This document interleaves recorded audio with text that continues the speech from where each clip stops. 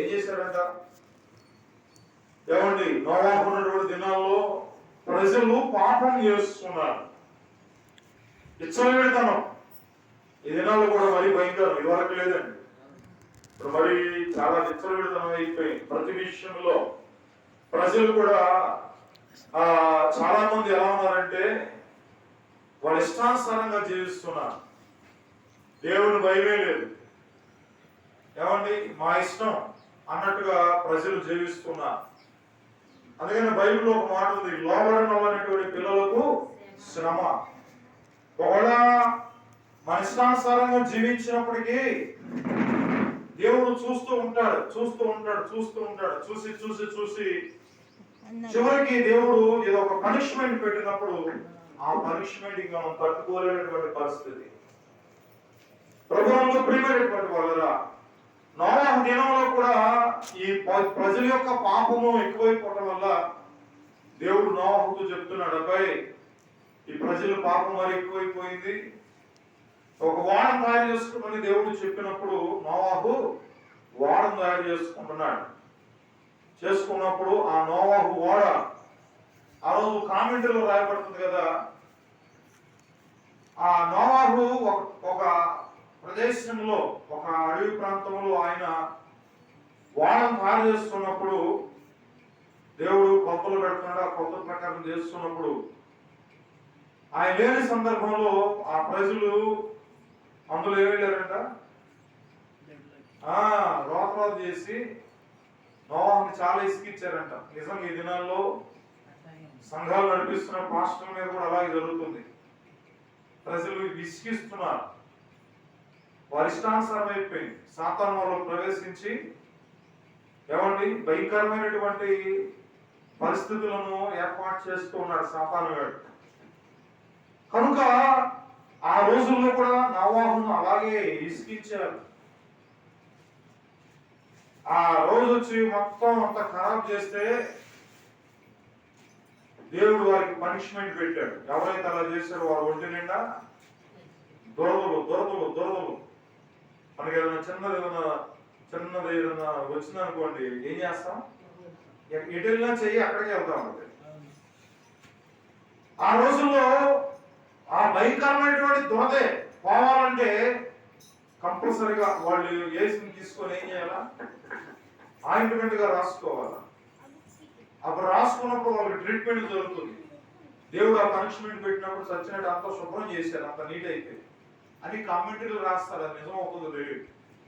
ఏదేమైనప్పుడు ప్రభునందు ప్రియమైనటువంటి వాళ్ళరా, ఆ నోవాహు దినాల్లో భయంకరమైనటువంటి పాపం ఉన్నప్పుడు నోవాహు చెప్తున్నాడు కదా, అబ్బాయి ఒకానొక సమయంలో జల ప్రళయము రాబోతుంది. మనం కూడా మా జాగ్రత్త వినాలి. తుఫాను వచ్చే ముందు తుఫాను హెచ్చరికలు చేస్తూ ఉంటారు. బంగాళాఖాతంలో ఏం పడింది? వాయుగుండం పడింది. దాని తీవ్రత వల్ల రానున్న 24 గంటల్లో అందరికి ఏం కలిగింది? వర్షాలు, తుఫాను. గంటకి 1000 కిలోమీటర్లు కాదు, 100 కిలోమీటర్లు, 50 కిలోమీటర్ల వేగం. భయపడిపోతాం. అక్కడ చెప్పారు, ఇక స్టార్ట్ అవుతుంది. ఇక నోవాహు చెప్పాడు, కానీ జలప్రలయం వస్తుంది, జాగ్రత్త బాబు అని చెప్పినా ఒక్కడు కూడా ఏమి లేదు, భయం లేదు. ఈ రోజుల్లో కూడా అంతేనండి. సువార్త బహు విస్తరంగా ప్రకటించబడుతుంది, కానీ పాపం కూడా ఎక్కువైపోయి బాగా పెట్రిల్లిపోతుంది. ప్రజల్లో భయం లేదు. భయంకరమైనటువంటి క్రూర మృగాలుగా మానవులు తయారవుతున్నారు. ఆ రోజుల్లో కూడా అదే పరిస్థితి. ఆ రోజుల్లో భయంకరంగా ఉగ్రపోతున్న పాపం అని చెప్తే దైవజనుడు మాట వినలా. ఏం చేశారు చూడండి. ఆ నోవాహు కాలంలో ప్రజలు చేసిన పాపమును బట్టి దేవుడు జల ప్రళయమును రప్పించాడు. ఏ రప్పించాడంట? దేనిని బట్టి? పాపము వలన వచ్చు జీతము మరణం. జాగ్రత్త. దేవుడు వార్నింగ్ ఇచ్చినప్పుడు, దేవుడు మనతో మాట్లాడినప్పుడు అది డైరెక్ట్ గా మాట్లాడండి. ఆయన ఒక దైవజనుడి ద్వారా హెచ్చరిక చేస్తున్నప్పుడు ఆ మాటలకు ఏం చేయాలా? లోబడాలి. లోబడడం వలన పిల్లలకు శ్రమ. ఈ చెప్తానే ఉన్నాడు దైవజనుడు, వాళ్ళు చేసేది చేస్తున్నారు. ఏమండి, మనుషుల్లో ప్రవర్తన మారల. ఇదివరకు మన ఆంధ్ర దీన్ని కూడా సింగపూర్ చేస్తాడు. ఎవరైనా చంద్రబాబు నాయుడు గారు సింగపూర్ లాగా చేసేస్తాడు. అయిందా? దీనికి కారణం ఎవరంటే ప్రజలే.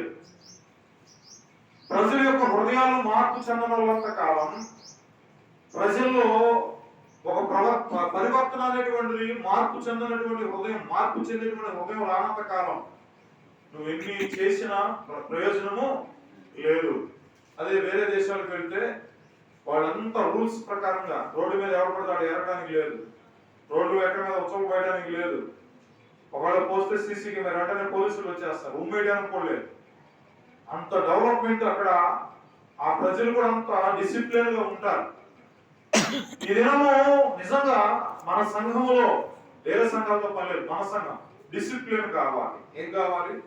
డిసిప్లిన్ కావాలి. అన్ని సంఘాలు మరి అంతమంది జనాలు ఏమండి, ప్రతి సంఘంలో సెమీ క్రిస్మస్ గతంలో లేదు, కొద్ది సంవత్సరం లేదు. ఇప్పుడు ఎక్కడ చూసినా సెమీ క్రిస్మస్ డబ్బు డబ్బు డబ్బు డబ్బు. ఒక సెమీ క్రిస్మస్ చేయాలని చాలా ఖర్చు అవుతుంది. ఏమవుతుంది? చాలా అవుతుంది. నాకు ఆశ ఉంది కానీ ఉపయోగం ఏమీ లేదు, కావట్లేదు. చూడండి, ఈ కడవ దినాల్లో సువార్త బహుగా విస్తరించబడుతుంది. ఎక్కడ చూసినా సువార్తే. కానీ ఆ సువార్త నువ్వు వినకుండా ఇష్టానుసారంగా జీవించావా? లోబడలోని పిల్లలకు శ్రమ శ్రమ శ్రమ. దేవుడు మాట్లాడుతున్నాడు. ప్రభునందు ప్రియమైనటువంటి వాళ్ళ ఆ రోజుల్లో ప్రజలు కూడా దైవజనుడు చెబుతున్నప్పుడు, దైవజనుడు ఎదురవుతున్నప్పుడు దైవజనుడికి వందనాలు అనేవాళ్ళే. కానీ అది కొంత దూరం వెళ్ళిన తర్వాత ఇలా దుర్పేసుకొని భయము లేకుండా భక్తి లేకుండా తిరిగట్టుకుంటేవాడు. ఈ కుటుంబాల దగ్గరకు వచ్చినప్పుడు కూడా అయ్యా వందనాలు వందనాలు అంటారు, కానీ నిజమైనటువంటి భక్తి లేదు, నిజమైనటువంటి వందనాలు చెప్పట్ల. కలుషితం అయిపోయింది. ఈ ప్రపంచం అంతా ఏమైపోయింది? కలుషితం అయిపోయింది. గృహాల్లో దేవుని ఆ గృహాల్లో మేము ఇంటికాడ కూర్చొని మేము ఆరాధన చేస్తాం అనేటువంటి సందర్భాలు కూడా వచ్చేసినాయి. ప్రసాదరావు మాస్టర్ గారు అంటారు, ఒక మాట అంటారు ఆయన ఎక్కువ. విశ్వాసులేమో ఇళ్లలో ఇంటికాడ కూర్చుంటారంట, టీవీలు చూస్తారంట, టీవీలో ప్రసంగాలు. అబ్బో ఇక చూసుకుని ఇళ్లలో కూర్చునే వాళ్ళే. విశ్వాసులేమో ఇంటికాడ కూర్చుంటే అవిశ్వాసులు. నిజంగా ఇది చాలా భయానకమైనటువంటి దినాలు, కడవర దినాలు, చివరి దినాలు, దుర్దినాలు, భయంకరమైన దినాలు. ఈ దినం నువ్వు సువార్త వినాలి.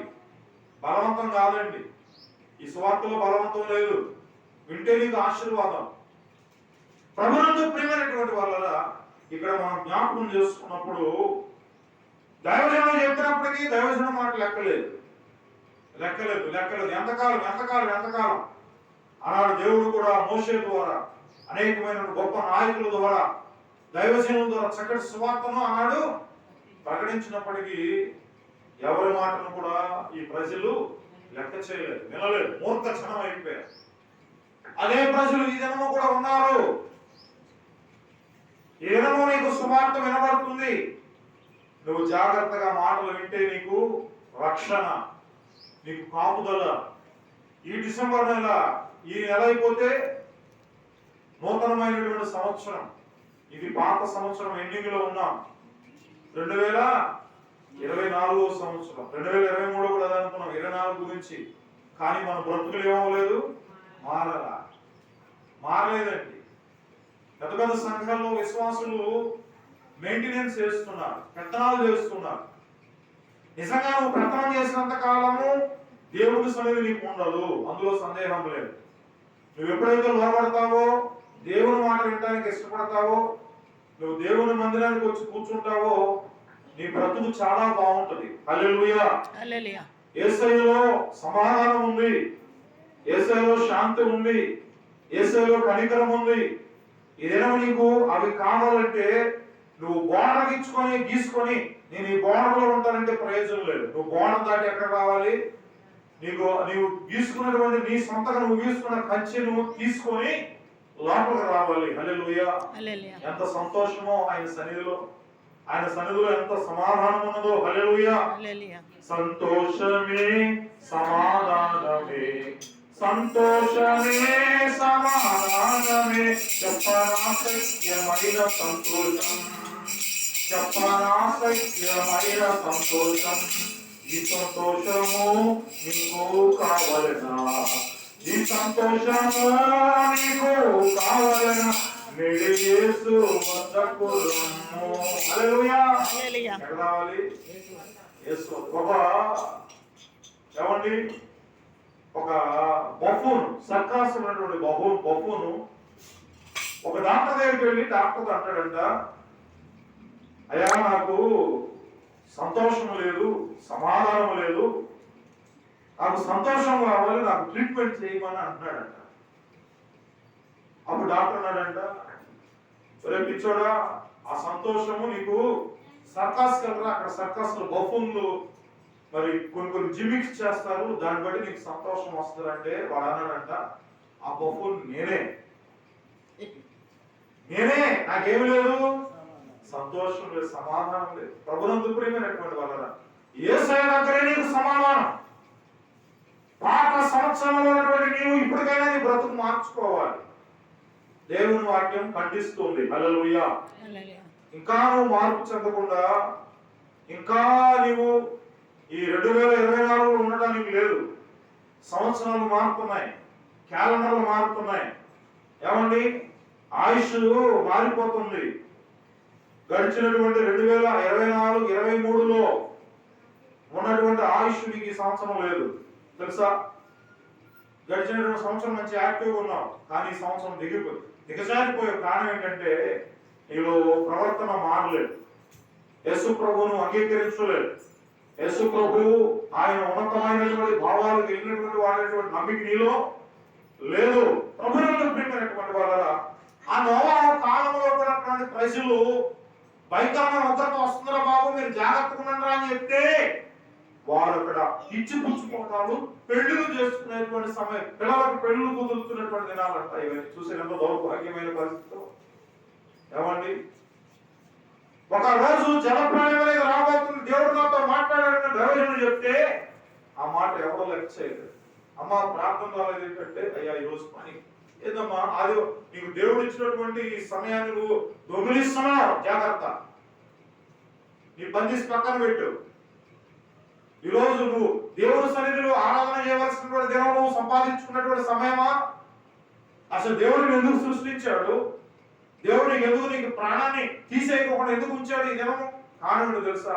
దేవుని నువ్వు మహిమపరచాలని. హల్లెలూయా. నువ్వు దేవుని మహిమపరచవలసినటువంటి సమయాన్ని నువ్వు దొంగిలిస్తూ ఇష్టానుసారంగా జీవిస్తున్నావేమో ఈ దినం పరిశీలించాలి. ఆనాడు నోవహు దినాల్లో కూడా దేవుని సువార్త ప్రకటిస్తున్నప్పుడు ఆ మాటలు ఎవరో లెక్క చేయలేదు.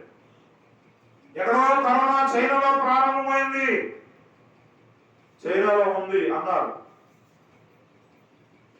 మా వాడు కూడా వాక్యం చెప్తా మణిప్రకాష్ గారు చెప్తున్నాడు, ఫలానా చైనాలో కరోనా అంట, అది శ్వాస గాలి పీలిస్తేనే దానిలో వైరస్ ఉండి మనుషులు చచ్చిపోతారంట అన్నాడు. ఎక్కడో అనుకున్నారు, భయపడలేవు. కానీ అది నిదానం ఎక్కడికి వచ్చింది? వచ్చేసిందా? ఏమండి, దేవుని ఉగ్రత కూడా ఏనాడు నుంచో సావుకులు చెప్తున్నారు, ఫలానా అంచె దినాలు అపాయకరాలు, కడవ దినాలు, దుర్దినాలు, జాగ్రత్త జాగ్రత్త జాగ్రత్త జాగ్రత్త, దుర్దినంలో ఉన్నాం. ఇంకా నువ్వు అభిషేకమైనటువంటి భక్తి కలిగి ఉంటే కాదు, నీ హృదయాన్ని చెప్పుకోవాలి, నీ హృదయాన్ని కలగ చేసుకోవాలి, కఠినమైనటువంటి హృదయాన్ని మాంస హృదయంగా మార్చుకొని నువ్వు ఆయన సన్నిధిలో నువ్వు ప్రార్థన చేయాలి. హల్లెలూయా. ప్రార్థన చేసేటువంటి దినాలు ఇవన్నీ కృపతో కూడినటువంటి దినాలు. కృప, ఆయన నీ కృపను అనుగ్రహించాడు. కడవ దినాల్లో నువ్వు చేయవలసింది ఒకటే, నీ పని వదిలేసుకో, తర్వాత చేయవలసింది ప్రార్థన ప్రార్థన ప్రార్థన.